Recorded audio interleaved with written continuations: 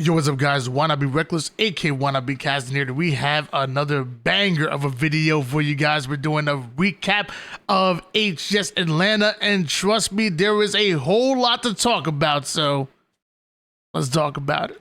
HCS Atlanta went down, and as Onset said on the main stage multiple times, it was time for Upset City. Atlanta was Upset City. Literally over the weekend, we're going to go over some of the stuff that went down, starting off with pool play. We're going to briefly go over pool play so we can spend a little bit more time in bracket play, which is where we're really going to see the meat and potatoes of this video. But let's go right through it. Talk about pool play, talk about bracket play, give you guys, kind of the storylines and what was expected and, more importantly, what wasn't. So let's get right into it. So in case you guys didn't know, FaZe come in as the #1 seed into this tournament and technically had the easier pool going in, the easier road to make it into bracket play. They ended up going 9-0, were the only team to go undefeated in pool play, not dropping a single map. FaZe, Snakebite, Roll 2, Frosty, and Renegade, fresh off of winning London, look to defend their title in Atlanta. Complexity, made up of Ryan Brain, Huss, and Breaking Shot, coming as that #2 seed in their pool and end up doing what was expected. Meanwhile, Team Lethal Fox, captained by King J, coming out of the open bracket and making it to that 3rd place spot. Remember, top 2 seeds end up in the winner's bracket of bracket play. The 3rd seed end up in the lower bracket of bracket play, and the 4th place seed ends up going home a bit earlier than expected. Pool A was a little bit of a wrench in the plans, if you will, but still, really a big shout out to Team Lethal Fox coming in out of open and making it to pool play. Meanwhile, Pool B, captained by Optic, Dead Zone, Lucid, Trippy, and Formal, only dropping 2 games, and I think both of those games actually were dropped to Pure, if I remember correctly. There we go. Optic looking pretty damn good.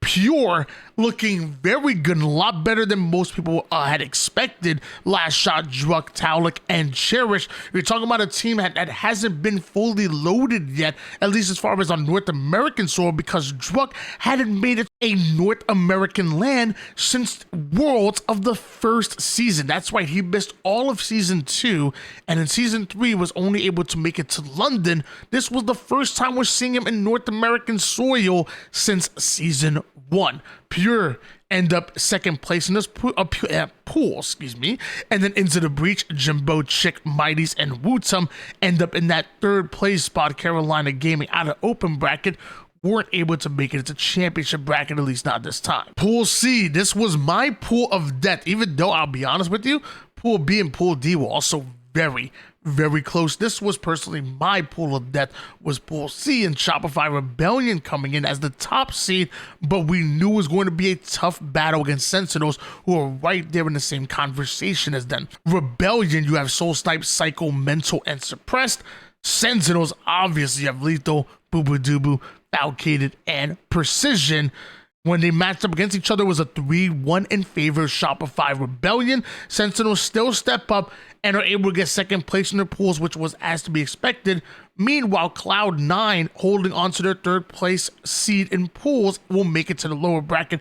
In championship bracket, Alpha Esports out of open, the top team in Latin America. Actually, Lure and Azid, who have been killing it in my tournaments that I've been hosting, they actually, Lure actually won both of the 2v2s and the 4v4s as well. Alpha Esports made it out of open bracket, but weren't able to make it into championship bracket. Meanwhile, Pool D, you have Space Station Gaming. We're going to be talking a lot about them. Bound, Legend, Eco, and Stellar coming in with a 9-2 record, dropping 1 game to Quadrant, and also dropping a game to Native Gaming. Meanwhile, Quadrant came in, they were the team that actually almost 3-0'd Space Station Gaming back at London. They come in as your #2 seed out of pools and into bracket play. Obviously, have Quadrant as SLG, Sika, Snipe Drone, and Glories, and Native Gaming, captained by APG, out of the open bracket, upset Bittersweet and make it into championship bracket. We had 2 teams to come out of open bracket, make it into bracket play, one being Native Gaming, the other being Team Lethal Fox. And that brings us over to the championship bracket, where things start off, it's championship bracket. This is where the tournament, quote unquote, really starts. And everybody knew Pure were going to 3-0 phase. That was obvious, right? Pure 3-0 phase in winners bracket round number 1. Your reigning champions, your hometown team, get 3-0'd by Druck and the crew. That was crazy to see FaZe dropping down to the elimination bracket round number 1. If they wanted to go back to back as far as tournament wins, they would have to put on one of the craziest lower bracket runs that we have seen here in Halo Infinite, all the way down from round number 1. Meanwhile, Space Station Gaming coming out with the 3-0 against Sentinels. Normally, Sentinels play SSG really well, and lots of times it goes to a Game 5. If you think back at London, Sentinels were actually up 2-0 in the series, one game away from ultimately sweeping Space Station Gaming, and the infamous game that eventually Boo Boo Doo put the force on himself, and it was a reverse sweep in favor of Space Station Gaming. This time, don't need to go to a Game 5. It was a sweep this time, but it was Space Station Gaming making quick work of Sentinels. Shopify Rebellion versus Quadrant. I was actually excited to watch this matchup, to be honest with you. I think Quadrant have been playing incredible back at London. Obviously, they had a whole marching band on their side, but really had been just stepping up in their gameplay. And I thought they would give Shopify Rebellion a run for their money. Not really the case, or at least not the way you would want them to, because it was a 3-0, and although some close games were there, Shopify Rebellion with the sweep to make it into the semifinal. Optic, 3-0, Complexity. Complexity trying to upset the meta when it comes to how to build a team. Instead of stuffing 3 to 4 Slayers on one team, they definitely went a bit of a different route when it came to putting this Complexity roster together. But Optic Gaming were ready for them in this round number 1 matchup, and it was a 3-0. And I don't really know if anybody's too surprised by that. Optic Gaming, they were tired of that second place curse that they've had over the first 2 events. They wanted to finally win a tournament, and they came in looking like they were ready to do so many times. In the upper bracket semifinals, you have Pure and SSG matching up against each other, and then Pure, fresh off a 3-0 phase, I feel like we really didn't know what to expect. I mean, you're already defeated one of the big 3. Now another stands in your way from making it to a winners bracket finals, where potentially you can meet up with your best friends. In case you don't remember, Druck and Solstice, they grew up in the Halo scene together. Best friends team together for so long. Talik was there as well almost throughout the entire way. Solstice electing to go a little bit of a different way, ends up on the Shopify Rebellion roster, and wouldn't have been crazy if you would have saw Druck versus Solstice in the winners bracket finals. Sadly, that dream didn't exactly go the way we wanted to, and SSG bring us back down to reality with a 3-0 over Pure. Not the end of the road for Pure. They've already impressed so many people with this fully loaded roster, but now they get to do more down in the lower bracket, and hint, hint, they do. Shopify Rebellion then coming out with a 3-1 over Optic. Shopify, big win by Shopify Rebellion here. Optic wanted to break the curse of top 2, or I should say, of second place on LAN over and over again, and making it to the winners bracket finals. Maybe could have gotten them there, especially making it to the grand finals through the winners bracket would have been huge for them, and Shopify Rebellion denied them of that. A 3-1 in favor of them, which leaves our winners bracket finals, Space Station Gaming versus Shopify, where Space Station Gaming, another 3-0. 3-0 their best friends, 3-0 them in the winners bracket finals. SSG put themselves in a fantastic position to win this tournament. Down to the lower bracket we go. FaZe with the 3 over Cloud9. No real surprise there. Sentinels with the 3-0 against Team Lethal Fox. No real surprise there. Into the Breach, 3-2 over Quadrant. We had 2 of the best teams in Europe going at it in lower bracket round number 1 to make it into the top 8, and Into the Breach coming out hot with a huge win. Quadrant knocked out in the first round of lower bracket. Into the Breach looking like they did back at Arlington more than how they really looked at London.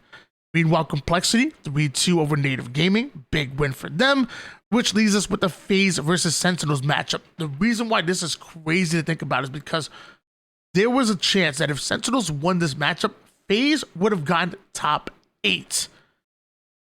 Crazy. That right there was crazy in itself, but FaZe do end up with the win. Sentinels, they've just been drawing the short straw or the short string, whatever phrase you want to use, just over and over again, having to go against the big three time and time again in order to make it not even deep in these tournaments, like even early in these tournaments. Who would have thought that you'd be matching against FaZe in losers bracket round number 2? Like, nobody would have thought that for Sentinels, but it did happen. Sentinels weren't able to come out with the win. FaZe move on, while Into the Breach 3-0 over Complexity. They move on and guaranteed themselves a top 6 finish. We were making a big deal about this before, with Into the Breach getting a top 6 and another one coming out for Into the Breach. Optic 3-1 over FaZe. Let me say that again for you. Optic 3-1 over FaZe in the lower bracket quarterfinals. A rematch of the grand finals from London happens where the loser ends up being knocked out in top 6. Let me rewind you. When SSG won Arlington and they got top 4 at London, we were like, what the hell? Like, legitimately, we were so surprised, so stunned. And this has to be an even bigger one than that, because fresh off of winning in London, you get 6th. Top 6? Optic with the win. And when this happens, you got to start thinking, whoa, Optic are ready to break the curse. Pure 3-1 over Into the Breach. Big win there. Maybe someone surprised by that a little bit. I can't really say that I am. I was really high on Pure, and a lot of people thought I was going crazy. I always said it. Everybody's like, well, what's going on with Pure in the early season? What's with this after blah blah blah? What's going on with them? You know, season 2 and native. I'm like, they don't have Druck. You're asking what the missing piece is. It's the freaking piece that's missing. That's kind of a bar. Well, that's kind of a bar right there. Pure 3-1 over Into the Breach, making it into the top 4 where they will go up against Optic Gaming. And although take them to a game 5, another game 5, in Pure, Optic clutch it out once again, and Pure get knocked out in top 4, which is still huge. Optic with the 3-0 over Shopify Rebellion. Losers bracket finals, we saw Optic get taken to a game 5 in that semifinals. We thought the lower bracket finals would be the same because Rebellion looked even better than Pure a lot of times this year. I would say most of the time this year. Shopify Rebellion weren't able to get a single win onto Optic here in the lower bracket finals, propelling Optic into the grand finals with their matchup against SSG and have an opportunity to break the curse. And they didn't. They didn't. Optic survive almost reverse sweep. They 3-0'd Shopify Rebellion, a team that's been drawing, that's been hungry, that's been so good. They make it to the grand finals after beating out FaZe, who beat them in the grand finals literally just the tournament before, but they can't get over the hump. Space Station Gaming taking another tournament. They're 2 of 3 so far this year. Space Station Gaming are your champions in a 4-1 finish. And man, it's a roller coaster.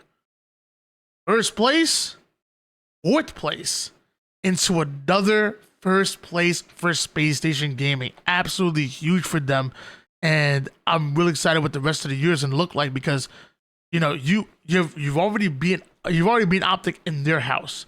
You won over a FaZe in their own house in Atlanta. Our next major, final major, going to Salt Lake City. We're going to be in Space Station's house, and for them winning 2 of 3 tournaments and them having the hometown crowd on their side, because let me tell you, Space Station Gaming are one of my favorite orgs for a reason. They come in hot. Everybody loves Space Station Gaming, and when that happens, you have fans that are passionate, that are on fire.